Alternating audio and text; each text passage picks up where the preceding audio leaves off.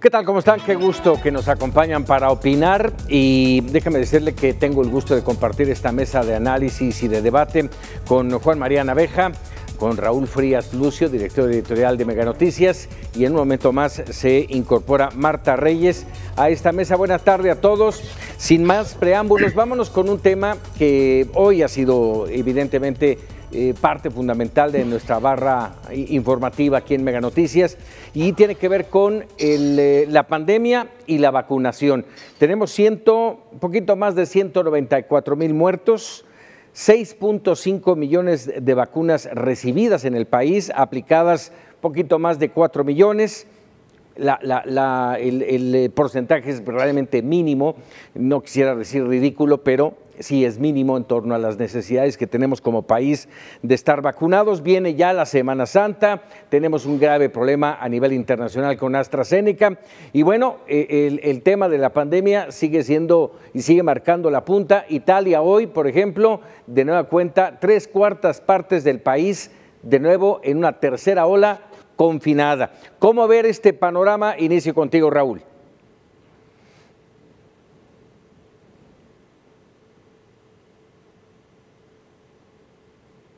Sí, no escuchamos a Raúl, no te escuchamos, Raúl, en lo que componemos esta falla técnica. Vamos con Juan María Naveja. Juan María.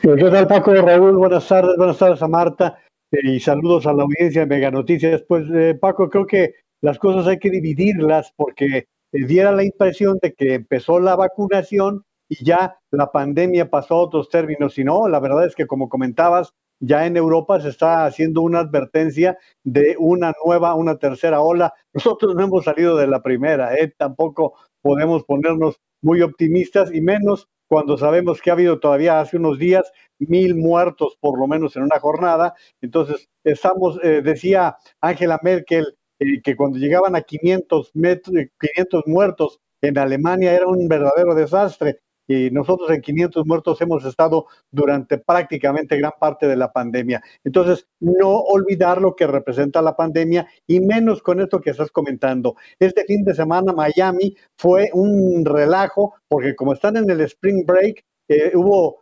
saturación en las playas, hay mucho temor de que venga un nuevo brote también en los Estados Unidos y es donde tenemos que poner nosotros los ojos en los riesgos de que la Semana Santa venga a activar todavía más la pandemia como se ha presentado. Y bueno, lo que hace a la vacunación, Paco, pues hay que reconocer que no estamos en los niveles que se había prometido por allá por octubre cuando nos aseguraron que se estaba contratando un número suficiente. Hablaban entonces de 200 millones de vacunas. No sé qué es lo que ha sucedido, que hoy podemos hablar, de acuerdo a los propios números del gobierno, que se cuenta únicamente con 6 millones de dosis, contando todas las que ya se pusieron, más las que ya existen.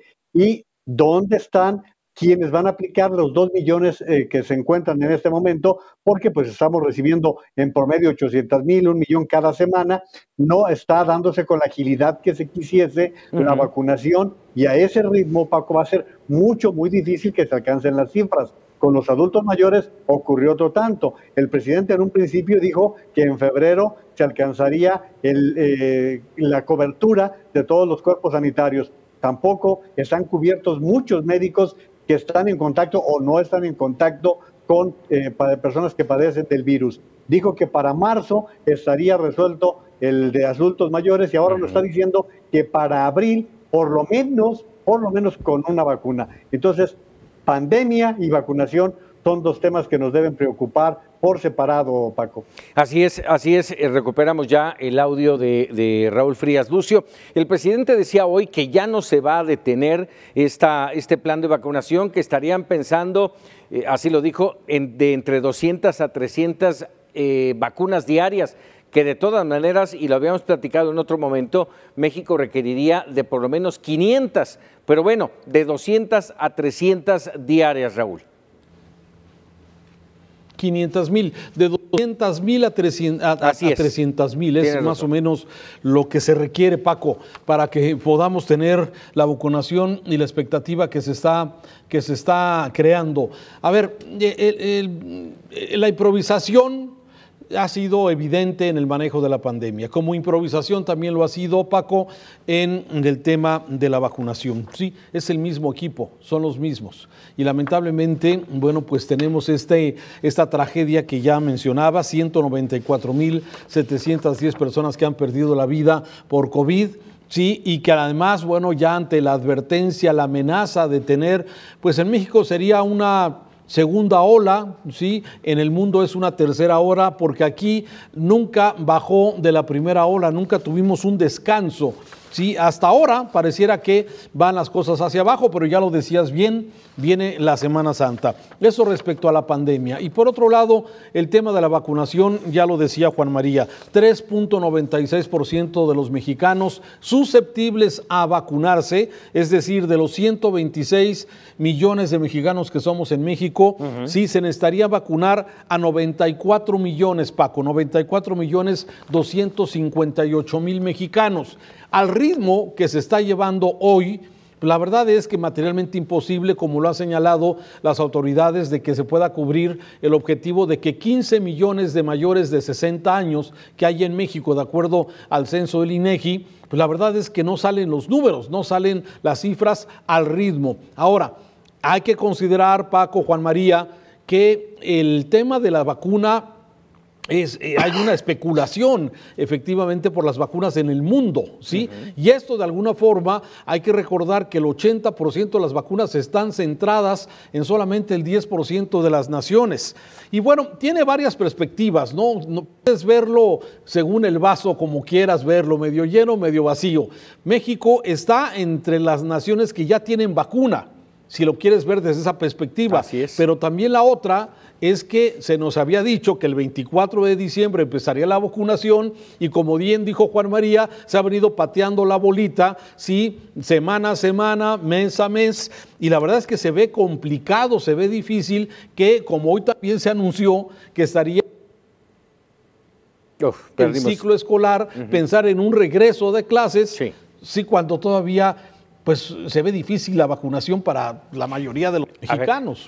Ahí entras a un tema que me gustaría platicarlo con los tres, integrando en este momento, si me lo permiten, a Marta Reyes. Marta, bienvenida, por supuesto, gracias por estar con nosotros. Este tema, no nada más de las escuelas, sino de la necesidad, porque es una necesidad que tenemos no solamente en México, sino en el mundo, de la reactivación económica, de la reactivación del trabajo, de volver, valga el término, a la nueva normalidad, pero ante una situación crítica en donde se requiere reactivar sin arriesgar y con una enorme responsabilidad, no solamente de la autoridad, sino de la sociedad misma, para que esta reactivación se dé en términos en los que no nos pongan en riesgo, Marta.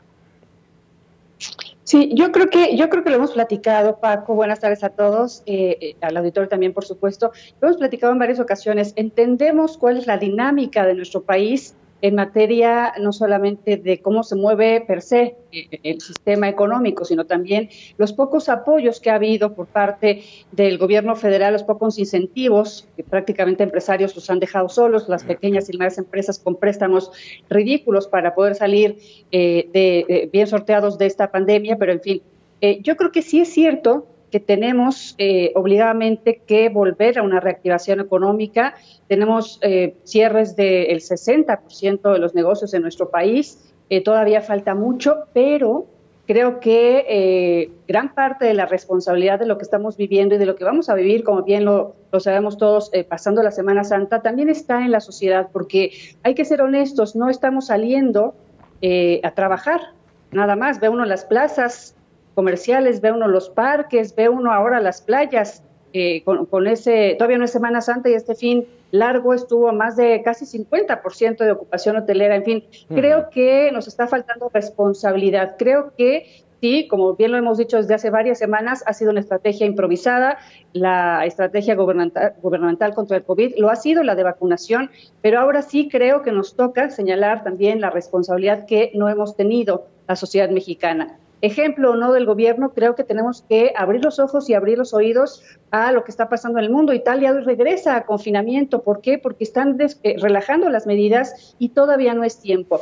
Creo que en México nos falta todavía mucho más, justamente por lo que estaban ustedes mencionando, que los estaba escuchando, a bien señalar pues, esta fallida estrategia de vacunación, sea por improvisación, que creo que sí existe, por falta de gestión para tener vacunas a tiempo y en suficiencia para, pues, por lo menos, los adultos mayores en un principio, y obviamente también pues la falta de estrategia del gobierno federal, ¿no? Sí, habría que agregarle ahí, Marta, si estás de acuerdo, si están de acuerdo los tres, en que aparte de esto que acabas de mencionar, hay que puntualizarlo muy bien. Ante la falta de vacunas, no hay la producción, hay un pequeño grupo de países que están concentrando toda ese requerimiento.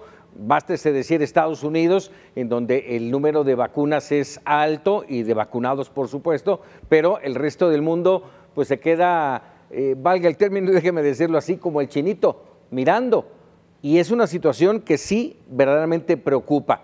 Regresando al tema de la reactivación económica, Raúl, aquí el punto es, vamos, las vacaciones de fin de año nos dejaron 2 meses terribles, 60,000 muertos en 2 meses, lo que se manifestaba como la cifra catastrófica, en 2 meses se fue, 60,000 muertos. ¿Qué podríamos esperar si no nos ponemos atentos a la Semana Santa? A ver, creo que Marta tiene toda la razón. A ver, ya hemos visto, Paco, Juan María, Marta, que el gobierno no nos está invitando de alguna forma a esto, ¿sí? La sana distancia, la jornada de sana distancia, que digamos fue lo que se implementó, pues ya acabó hace mucho tiempo, y cada estado, cada entidad, cada comunidad ha venido tomando las decisiones que creen pertinentes. Algunos gobiernos hicieron más, otros hicieron menos, pero la realidad es que sí, no hay una invitación de parte del gobierno, no hay un ejemplo a seguir de parte del líder de este país para poder de alguna forma protegerse, ¿no? A pesar de que ya se enfermó de COVID, a pesar de que también ya el SAR anticovid en México también ya se enfermó, pero parece que eso no es suficiente. Lamentablemente sí tiene que haber una parte de responsabilidad social, pero el problema es que ni siquiera hay campañas. No hay nada de parte del gobierno más que lo que se dice en las mañaneras y en la conferencia de la tarde de la Secretaría de Salud. Ya lo decían ya las autoridades de Hacienda, Paco, ¿sí? La reactivación económica en el país va a depender básicamente de la vacunación. Por eso urge que la vacunación sea con mucha más celeridad. El problema es que lo dejamos en manos de los siervos de la nación, de una Secretaría de Bienestar que manejaba programas sociales, no se acudió al esquema de la Secretaría de Salud y a los programas de vacunación con experiencia y reconocimiento en México, y mejor se optó por la improvisación, por este grupo con un alto elemento político electoral en este sentido. El poder de alguna forma lo hemos visto, no hemos aprendido nada, Paco. Hoy estaba escuchando hace un rato a mis amigas, mis reporteros y compañeros de Mega Noticias en diferentes ciudades, en Guaymas, allá en Sonora, en Tonalá, en el estado de Jalisco, en Toluca, en el estado de México. No hemos aprendido nada. La convocatoria que hubo para mi vacuna no se considera. Se dice a la gente que no vaya, pero hay una necesidad de las personas por la vacuna y se hacen largas colas, se pasan la noche haciendo fila para lograr una codiciada vacuna. El problema es la improvisación y no se ve que se corrija. No hay interés de eso. Totalmente de acuerdo, y déjame decirlo así, mientras el problema de la vacunación, que ha sido terrible y desastroso, como en su momento lo dijo el gobernador de Oaxaca, vamos, la situación ha ido acomodándose concretamente en la Ciudad de México, en donde ya el flujo de vacunación es mucho más pronta, más expedita, mucho más organizada, y uno se pregunta, ¿qué no está haciendo lo mismo el gobierno federal en el resto del país, en donde sigue habiendo este tipo de situaciones catastróficas, en donde se está vacunando a los adultos mayores que requieren de prontitud, de no tenerlos a la intemperie por horas esperando, y pareciera que no se hace lo mismo, Juan María.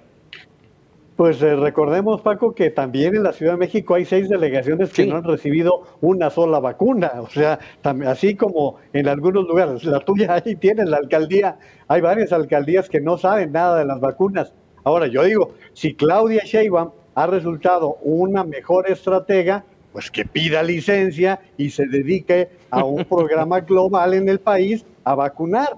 Porque fíjense que vamos a los chismes. El rumor es que hay rompimiento entre López-Gatell y López Obrador, ¿eh? Va para un mes. Es el contagiado que ha durado más tiempo fuera de circulación. Tiene por lo menos 3 semanas sin actividad. Ya dijo hoy López Obrador que será mañana cuando intervenga.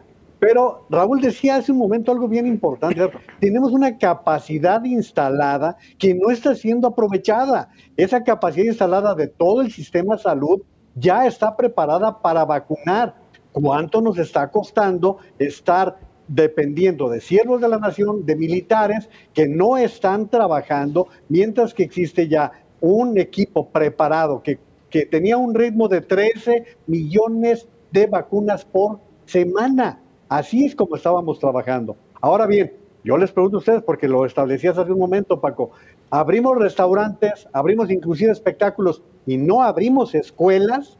Vamos preguntándonos qué pasa con esta apertura en los centros escolares. En Estados Unidos se está anunciando que ya la Moderna y Pfizer han comenzado a trabajar con experimentos de vacuna con niños de 12 a los 18 años. Esto nos da una idea de que pudiese hacer que este mismo año exista una vacuna por lo menos de los niños de cierre de primaria hasta secundaria. Esta sería una muy buena noticia. Pero yo pregunto, vuelvo a la pregunta inicial, lo que tú decías, Paco, ¿y las escuelas cuándo? No hemos aprovechado el conocimiento de este año de pandemia para tratar de regresar a un lugar tan importante como son las escuelas. Así es. Marta, a responder esa pregunta. Fíjate que yo, ahorita que mencionaba el tema de la vacunación en Estados Unidos para menores, recuerdo que justamente la semana pasada Marcelo Ebrard anunció que México formaría parte de un estudio piloto en donde se iba a comenzar a vacunar a niños. Y sí, yo también coincido, a mí me preocupa mucho por lo rezagado que está América Latina en general en materia de educación, y que la CEPAL nos alerta. O sea, los niños que más tiempo han pasado sin ir a la escuela son los niños latinoamericanos. Y señala algo que a mí me preocupa mucho, sobre todo por las características de la población mexicana en materia de geográfica y en materia económica. Dice que pues cada día que pasa corre más riesgo de que gran cantidad de niños no vuelvan nunca a la escuela. Costaba mucho trabajo que fueran, y con este tiempo que han estado fuera de las escuelas, los han mandado los papás a otro tipo de actividades por el tema económico, que es pues un problema grave para muchas familias mexicanas, y los niños los han mandado a trabajar en tiendas y cosas informales, pero están trabajando. Entonces se corre un grave riesgo.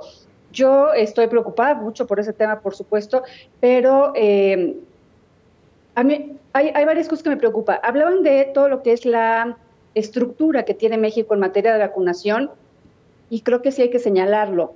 México tiene una gran estructura, pero en un tema que ya teníamos dominado, ya con campañas de vacunación específicas, con vacunas específicas. Me preocupa mucho que pensemos que esa estructura pudiera ser eficiente como está para la vacunación de COVID, que estamos hablando de 90 y tantos millones. Es una estructura mucho más grande la que se necesita. Entonces, creo que en eso tendría que haber pensado el gobierno federal, porque sabía que se tendría que vacunar a mucha gente, no solamente a determinados millones de mexicanos, casi a todos, como estamos mencionando. Entonces, creo que esa estructura tampoco puede ser suficiente, y lo centro en justamente el tema de la improvisación que ha tenido el gobierno federal en esta materia. Pero sí, exactamente como menciona Juan Manuel María Naveja, hay muchos frentes abiertos que, híjole, si pudiéramos meterlos todos en este programa sería magnífico, y plantear soluciones sería mucho mejor. No nos alcanzaría el programa, pero sí, tienes razón, ofrecer soluciones que no es nuestra labor propiamente, tarea, pero claro, valdría la pena. Ahora, déjenme rápidamente, porque tenemos que ir a un corte, porque nos quedan varios puntos en el tintero. Yo estoy de acuerdo en que hay que reactivar económicamente al país, estoy de acuerdo que también hay que regresar a los salones de clases, pero con estrategia. Y si no hubo estrategia al principio, no la ha habido todavía. Yo no sé si en este momento ya tendrán una estrategia verdaderamente planeada para que los niños puedan regresar con seguridad y que esa seguridad se traduzca también en que esos niños que llegan a su casa no contagien, no contaminen a sus padres, a sus abuelos. Cuidado con ello. Y agregarle a esto, y me gustaría que al regresar, aunque sea le diéramos una vueltecita, porque a la falta de vacunas se agrega el tema de AstraZeneca, esta vacuna que ha sido suspendida en buena parte de Europa y que es la piedra fundamental de la vacunación en México, en donde tiene cimentado su programa de vacunación. ¿Qué va a pasar con AstraZeneca en nuestro país? Regresamos para opinar.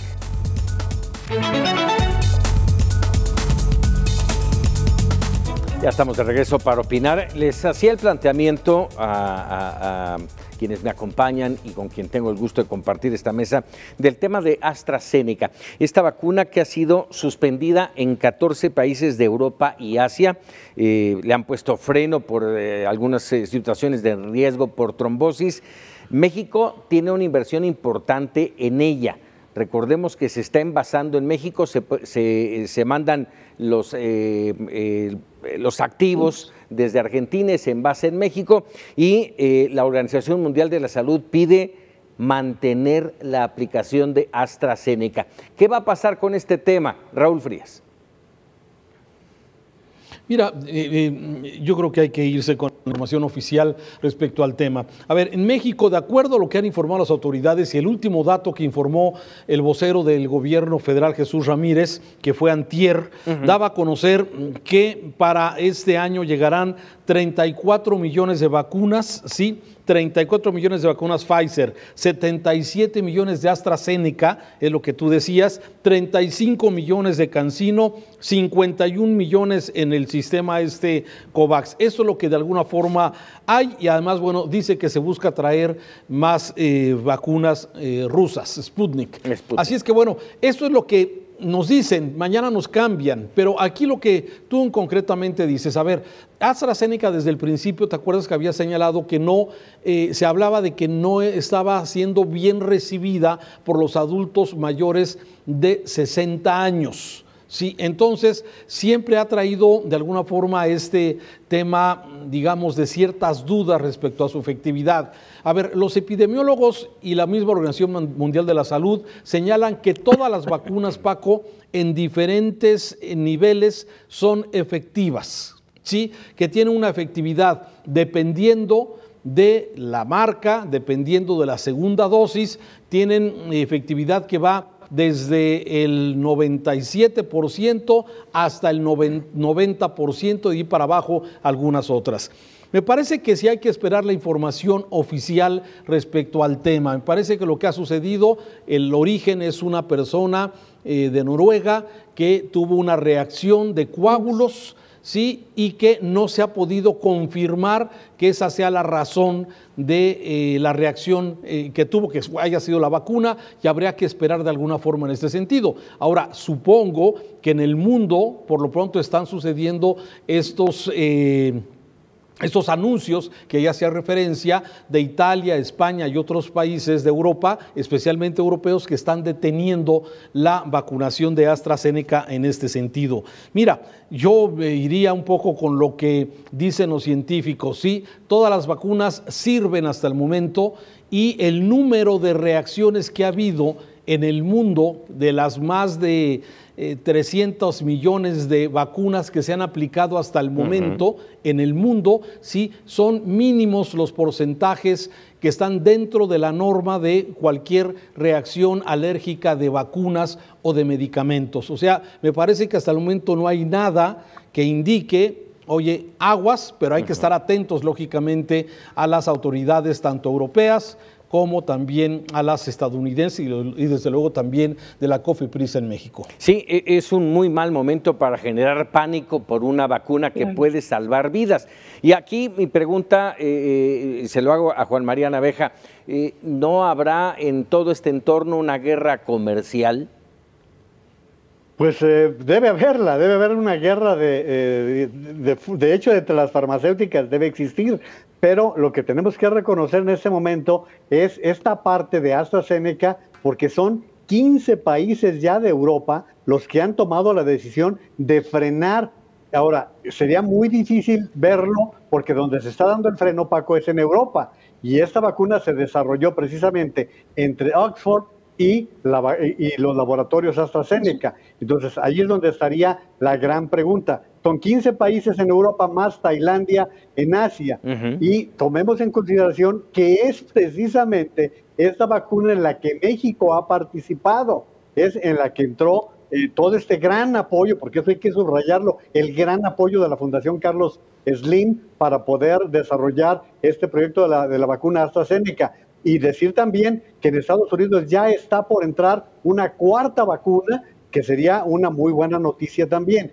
Y decir que en el caso de México no deja de ser muy triste, Paco, Raúl, Marta, el hecho de que en la Autónoma de Querétaro se está trabajando fuertemente por tener la vacuna propia y no se están dando los apoyos indispensables por trabajar rápidamente en este proyecto que está en la Autónoma de Querétaro, que ya cuenta con el Politécnico Nacional, pero que no estamos viendo unos avances tan ciertos. Y para cerrar, les diría que es tan preocupante este tema que se han reunido los líderes de las principales expresiones religiosas del mundo para llamar a que se vacunen las personas, porque se estaba advirtiendo por el lado de los católicos que la vacuna, que una de las vacunas, la Johnson & Johnson, había sido desarrollada a partir de un feto que había sido abortado, y por el lado de los judíos se hablaba de que se habían extraído partículas de cerdos, y ahora son los rabinos, son los obispos que se están expresando que los antivacunas no logren su propósito de intimidar a los ciudadanos a la hora de vacunarse. Vaya tema. ¿Tu opinión, Marta? Mire, yo creo que sí existe, digamos, preocupación a nivel mundial. Lo estamos viendo con el tema de las cancelaciones o las pausas en vacunación con esta dosis de AstraZeneca. Pero fíjate que yo estaba revisando los números y de acuerdo a los reportes, se han aplicado 17 millones de vacunas a nivel mundial de AstraZeneca, a nivel mundial, de los cuales 15 casos han resultado en trombosis y 22 en embolias pulmonares. ¿Qué nos dice esto? Que del grado de aplicación de vacunas de 7 millones, que serán 37 personas, han resultado con reacciones adversas como esta de trombosis y embolia pulmonar, pues nos habla de un riesgo muy pequeñito y que si uno recuerda los estudios publicados cuando se estaban haciendo todas estas pruebas y se publicaban, sí, AstraZeneca hablaba de algunas reacciones de este tipo, pero fíjate que también Pfizer las ha registrado y eso no se está diciendo, por eso creo que sí hay un asunto un poco de guerra comercial entre las farmacéuticas. En datos que dan a conocer en Reino Unido, de 10.700.000 personas vacunadas a nivel mundial con la vacuna de Pfizer, ha habido 8 casos de trombosis y 15 de embolias pulmonares también. Entonces también existen reacciones adversas en otras vacunas, y hay que decirlo, existen los riesgos en todas. Por ahí decía un especialista, subirte a un avión y estar arriba del avión más de 3 horas es un grave riesgo para una trombosis o para una embolia. Entonces, hay que decirlo, existen riesgos, pero es mucho mayor el beneficio que nos puede dejar. Y creo que este ruido que se está metiendo alrededor de la vacuna AstraZeneca, con estudios muy poco contundentes, hay que decirlo, y todavía no cerrados, por decirlo de alguna forma, pues puede estar contaminando el tema de pues que la gente se quiera vacunar. Digo, obviamente aquí en México, por ejemplo, no te dicen con cuál te van a vacunar, te vacunan, digo, nos lo anuncia cuando hablan de su estrategia de vacunación, pasado mañana a Azcapotzalco y se va a aplicar tal, pero tú no dices, oiga, ¿cuál me está aplicando? Claro. Y creo que ni te avisan. Entonces, creo que meter ruido es un riesgo para poder llegar a esta cifra de vacunados que necesitamos a nivel mundial. Sin duda. Sí te avisan, Marta. Raúl y yo sabemos que sí te avisan, sí te dicen cuál es la que te pusieron, aunque sea en un papelito chafón, ¿verdad, Raúl? En un papelito, ya les tocó. Digo, dentro de la improvisación. Pero sí, pero fíjate que, a ver, esto es importante, lo que dice Marta, Paco. Sí. No hay forma, a ver, se está repartiendo vacuna por municipio, por población. ¿Sí? Tú no escoges la vacuna que quieres, es la que llegó y la que te toca. Así es. Entonces, me parece de alguna forma, sí, hay que estar atentos desde luego a los informes oficiales que pudiera haber de parte de autoridades en este sentido, pero me parece que los porcentajes que dio Marta con mucha precisión nos hablan de lo que han dicho muchos de los epidemiólogos. El porcentaje de reacciones que han tenido las vacunas en términos generales son las mismas que suceden con algún otro tipo de vacunas. Entonces, yo creo que, híjole, si te llega la vacuna, hay que vacunarse. Que llegue y me toque la que sea, pero que me vacunen. En fin, vamos a cambiar de tema, si me lo permiten. Vamos a hablar de esta confrontación, diría yo, entre el gobierno federal, concretamente el presidente, y los jueces en el entorno de la reforma a la ley eléctrica aprobada, puesta en operación y 2 días después detenida, suspendida por el juez Juan Pablo Gómez Fierro, titular del Juzgado Segundo de Distrito en materia administrativa. Déjenme darle la lectura brevemente, aparte de la carta que hoy envía el presidente al presidente de la Suprema Corte de Justicia de la Nación. Puntos más, puntos menos, dice: solicito que el Consejo de la Judicatura lleve a cabo una investigación para esclarecer la actuación del juez Gómez Fierro en este episodio. No omito manifestarle que alrededor de este asunto actúan personas, organizaciones y empresas afines al antiguo régimen que, en función de sus conocidos intereses económicos y políticos, tenían como modus operandi la corrupción y el influyentismo. ¿Cómo ver esta confrontación? La respuesta, por supuesto, también del Consejo de la Judicatura por parte del ministro Arturo Saldívar, Lelo de la Rea, y bueno, también esta mañana en la conferencia matutina hablaba e hizo hincapié en el tema del ex ministro de la Suprema Corte, me refiero a José Ramón Cosío, a quien fustigó y terminó diciéndole que se quería convertir en un paladín de la justicia. ¿Cómo ver todo esto, Juan María Naveja? Pues indudablemente como una injerencia en las responsabilidades de otro poder. Es indudable, y mira, Paco, ya nuestra audiencia tuvo la oportunidad de escucharte a ti leer la carta del presidente de la República y de ver la carta que emitió respondiendo el ministro Saldívar con respecto a este tema. No hay duda, es más, creo que no he leído a ningún especialista serio, abogado, juez, ex magistrado, que no haya salido a advertir de los riesgos que significa este señalamiento del presidente de la República. ¿Por qué? Pues porque el juez Gómez reaccionó como tiene que reaccionarse, que fue muy rápido, sí, porque lo que dio como respuesta fue una respuesta que se da de inmediato, ¿sí? Ni siquiera llega a amparo. Así es. Simplemente es el aviso de que casi recibido y se está dando este primer paso. El presidente de la República envió una carta que debería, según decían hoy especialistas, que hasta tendría que ser desechada, ni siquiera enviada a otra instancia para su revisión. Me parece muy delicado. Yo creo que esto que está haciendo el presidente es muy delicado porque está invadiendo las atribuciones de otro poder. Creo que en este caso es para preocuparnos porque, pues, si el presidente no quiere entenderlo, pues sigue siendo parte de un linchamiento. Estábamos en el linchamiento, que lo vamos a hablar un momento más, de lo que se hablaba con respecto a lo de Salgado Macedonio, y ahora estamos en otro linchamiento, pues parece el cuento de todos los días, Paco. Sí, pareciera que lo que realmente, bueno, le molesta la suspensión de esta ley, pero además le molesta, y dice así en su carta, si le correspondía o no aplicar de manera oficiosa la suspensión a quienes no la solicitaron. O sea, como se hizo de manera general, ahí fue donde frenó y ahí es donde aparentemente, y al menos se mostraba hoy en la mañana bastante molesto en este tema, el presidente. Raúl. Fíjate que, a ver, lo que ha venido pasando, no hay argumentos. Sí, simplemente son argumentos políticos. No hay ningún elemento que señale, y son la narrativa del presidente de todos los días, de todas las mañanas, en contra del pasado. ¿Sí? Si te fijas en el tercer párrafo de la carta, dice, sí, y si mi petición es legalmente procedente, solicito que el Consejo de la Judicatura la actuación del juez Fierro en este episodio. Estamos teniendo de este asunto actúan personas, organizaciones y empresas afines al antiguo régimen.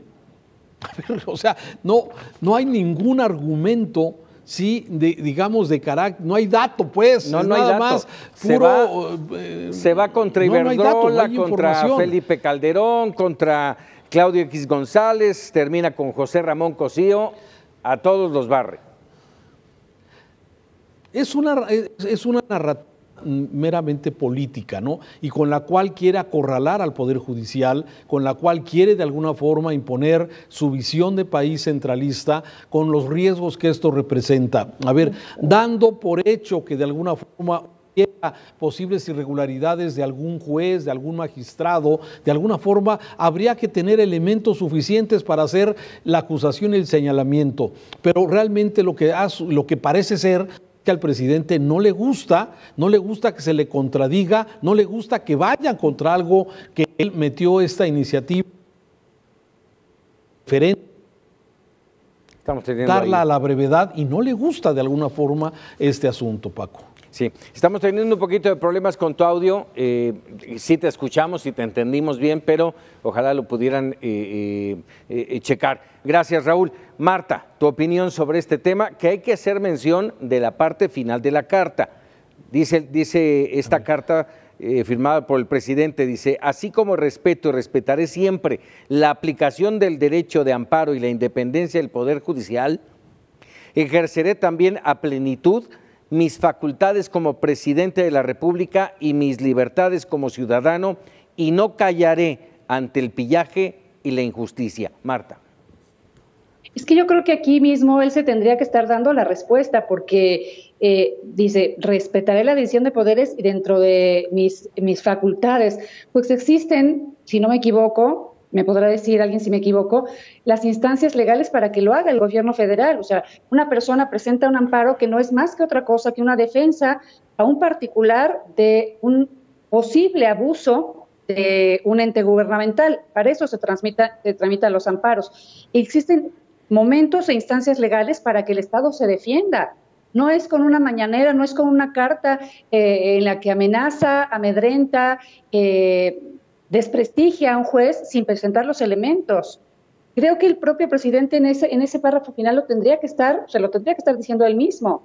¿Cuáles son sus facultades y cuáles son los momentos legales para hacerlo? Me parece que estamos otra vez cayendo en este tema de si no estás conmigo, estás contra mí, y parece que todo está centrado. Yo creo que no se nos olvida a todos cada vez que oímos al presidente el tema de esto es un complot de hace muchos años cuando era candidato. Él sigue en esta misma narrativa.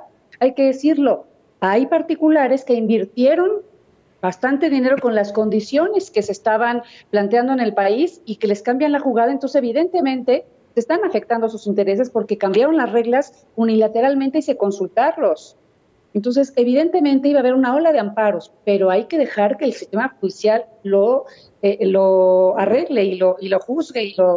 A mí me preocupa también que ponen ahí al juez como que tiene una larga cola de intereses. Digo, a lo mejor los tiene, hay que decirlo, el sistema judicial no está libre de ser corrupto, lo sabemos y lo hemos visto durante los, no sé, muchísimos años, no es exclusivo de este sistema judicial que estamos viviendo hoy, pero no es la forma, otra vez, de exponerlo. Decimos, deshizo el tema de las vacunas, deshizo el tema de los medicamentos, de la atención para niños con cáncer, porque había corrupción. Sí, hay que investigarla, pero no de esta forma deshacer los sistemas. Y creo que aquí está violentando severamente a la democracia, que eso hay que entenderlo muy bien. Estamos cayendo en tintes autoritarios otra vez de un presidente que cree que él es el centro del gobierno y el centro de todo lo que se hace en México. Es un personaje importante, pero no es un régimen autoritario el que queremos en México, y por eso hemos luchado tanto por la democracia, creo yo. A ver, aquí en esto que tú estás mencionando, Marta, ¿resistirá el Poder Judicial el embate, no le pasará lo mismo que a la Auditoría Superior de la Federación y a otras instancias que han ido doblando, valga el término, y si me lo permiten, doblando las manos, Juan María. Es que, a ver, Paco, aquí hay dos actores que vamos a analizarlos. El primero es dónde está el asesor jurídico de la Presidencia de la República. Porque esta carta que está emitiendo López Obrador es una invasión a otro poder, ¿sí? Y el otro actor es Arturo Saldívar, quien debió llamarle: presidente, voy a hacer de cuenta que no me mandó nada, porque lo que usted está haciendo es insultar a todo un poder al cual usted se está atreviendo a cuestionar, a poner en tela de juicio, porque está poniendo en tela de juicio todo un sistema. Lo que está diciendo Marta, a ver, Paco, Raúl, ¿saben en qué condiciones se encuentra hoy el juez Gómez después de que ha sido exhibido de esta manera? ¿Cuál juez en todo el país va a atreverse a cumplir cabalmente cuando está de por medio el Ejecutivo? Ahora, habla de sus atribuciones. Dentro de sus atribuciones era enviar una iniciativa preferente que el Legislativo trató efectivamente de manera preferente y antes de 30 días le dio una resolución. Nada más que esa resolución también tiene que pasar por otros sedazos, como es el judicial, y en este caso el juez simplemente recurrió a lo que le correspondía, dar la suspensión inmediata en tiempo y forma. Ni siquiera ha dado un amparo, ni siquiera ha dado un veredicto. No más es una suspensión. Así es, ¿cuáles son las instancias que le quedan al Ejecutivo? Bueno, pues entonces podrá llegar hasta la Corte Suprema, pero llegar al Consejo de la Judicatura pidiendo una sanción para alguien que no ha cometido o no sabemos que haya cometido ninguna irregularidad en este caso, porque de lo que se trata es de este caso, y también al mismo tiempo estar involucrando actores como el exmagistrado Cosío o como Claudio X González. ¿A qué viene todo este asunto en la forma de hablar del presidente de la República? Vamos a hacer una muy breve pausa y regreso con Raúl Frías Lucio y su punto de vista final sobre este tema, y vamos con otro. Regresamos, estamos para opinar.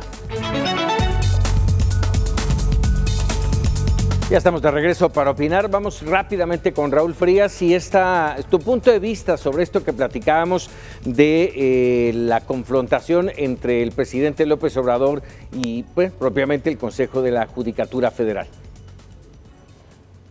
Dos apuntes solamente, Paco. Una de ellas, el presidente le está hablando a quien siempre se dirige, o sea, le está hablando a la base, le está hablando a los que dicen, el presidente se confronta al corrupto Poder Judicial. Esa es exactamente la narrativa que está manteniendo el presidente. Y por otro lado, bueno, es precisamente nuestra Constitución permite esto, permite de alguna forma que exista el derecho del amparo para quienes se sienten agraviados por parte de alguna autoridad. Sí, lo contempla la ley, pero esto no le gusta al presidente, lamentablemente, y así están las cosas con este asunto, y con eso terminaría mis apuntes sobre el tema de esta confrontación entre el Ejecutivo y el Poder Judicial, que no es la primera vez. Hay que recordar a Eduardo Medina Mora, le congelaron sus cuentas y mejor renunció el magistrado.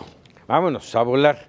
Bueno, habrá que estar pendientes a ver qué resultados da esa investigación del Consejo de la Judicatura. Pero vamos a otro tema que lo marcamos aquí un par de semanas atrás, sobre la simulación de Morena para la elección de su candidato al gobierno de Guerrero, Félix Salgado Macedonio, señalado de violador en más de 3, 4 denuncias, una situación conflictiva. La Comisión de Honor y Justicia de Morena dijo: lo bajamos, pero no lo bajamos.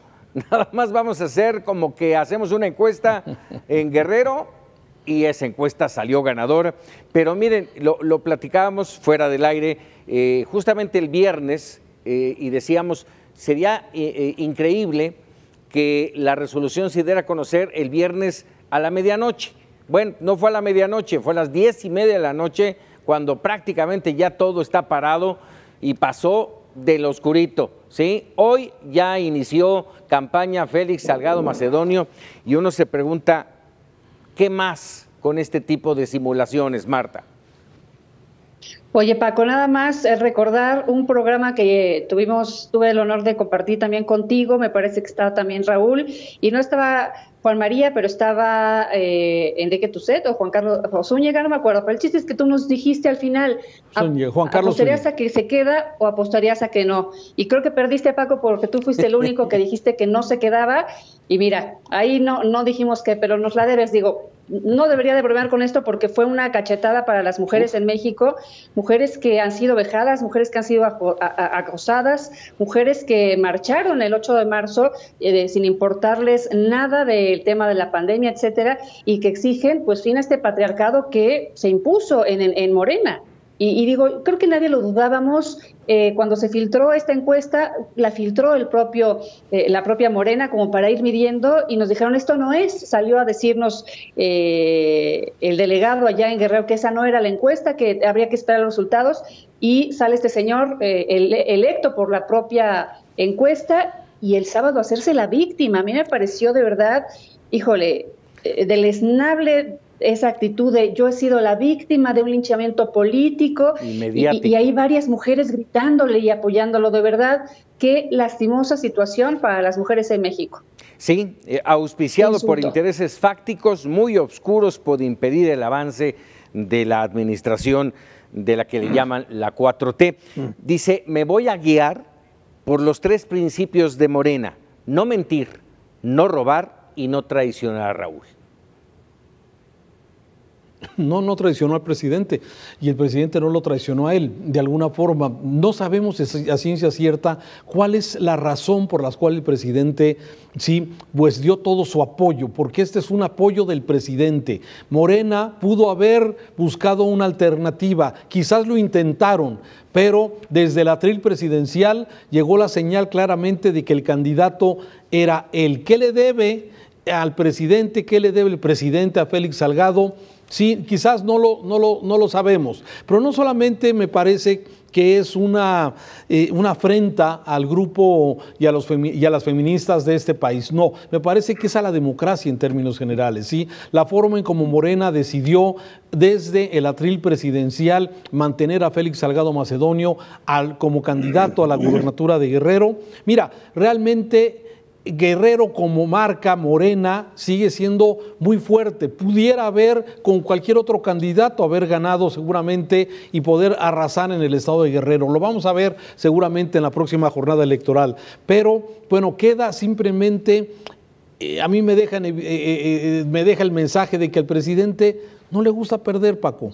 Y en esta situación, frente al llamado a las mujeres, frente a la grilla de fuego amigo con el hermano de Heréndira Sandoval, ¿sí? Y todo este entorno, el presidente finalmente impuso su palabra y a él no le gusta perder y no va a perder esta posición, sabiendo que tiene un costo, que tendrá un costo político con un grupo de mujeres, con un grupo de feministas que en el próximo 6 de junio podrían dejar de votar por Morena precisamente por Félix Salgado Macedonio, pero ya lo veremos. Pero a ver, aquí la pregunta, Juan María, ¿ganarán Guerrero? Sin duda, sin duda. Las encuestas en este momento lo tienen muy arriba a Félix Salgado Macedonio, pero ¿qué impacto podría tener en otras candidaturas, en otras entidades, con esa reacción de la mujer ante lo que hoy han vivido? Yo lo veo difícil, Paco, porque tampoco hemos visto en otros lugares fuera de la capital de la República expresiones tan contundentes. Y ustedes estaban hablando de lo que significa el golpe para las mujeres. No, también a los hombres nos golpea que se esté enalteciendo un sujeto impresentable que desde que era alcalde de Acapulco era una vergüenza. Félix Salgado Macedonio es una vergüenza para la política nacional. Que sea senador de la República ya era una afrenta. Y todo eso que estaba comentando Raúl es cierto. Ha sido con la complacencia y decisión del presidente de la República. La secretaria general de Morena, Citlali Hernández, también senadora de la República, algo intentó hacer y finalmente terminó replegada. Aquí lo que decía Marta, estamos hablando de 10 mujeres asesinadas diarias, nada más como mensaje. Y si tú dijeses Morena no tenía candidatas, bueno, Nestora Salgado tampoco hace malos quesos, ¿verdad? Y por lo que toca, había también Beatriz Mojica, otra candidata que tenía un mejor perfil. Sin embargo, no llenaban el gusto del presidente de la República. Esa es la situación. Y me uno a lo que decían mis compañeros. Es un golpe a la democracia, es un golpe a la civilidad que debemos darnos. Y yo creo, tristemente, Paco, por lo que me preguntabas, que Guerrero difícilmente va, a menos que Manuel Negrete nos dé una sorpresa y que otro futbolista llegue a gobernar un estado. No sé, se me hace muy difícil.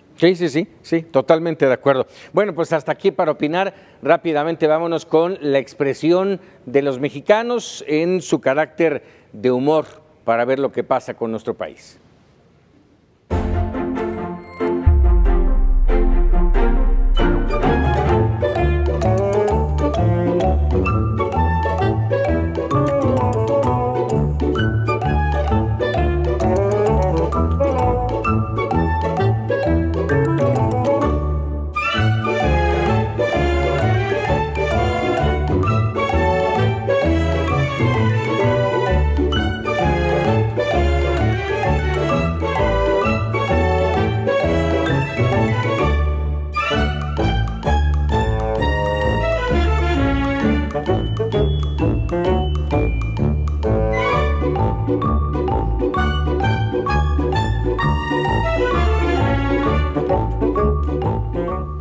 Bueno, pues ahí lo tienen usted, obvio, mucho de ello, Félix Salgado Macedonio.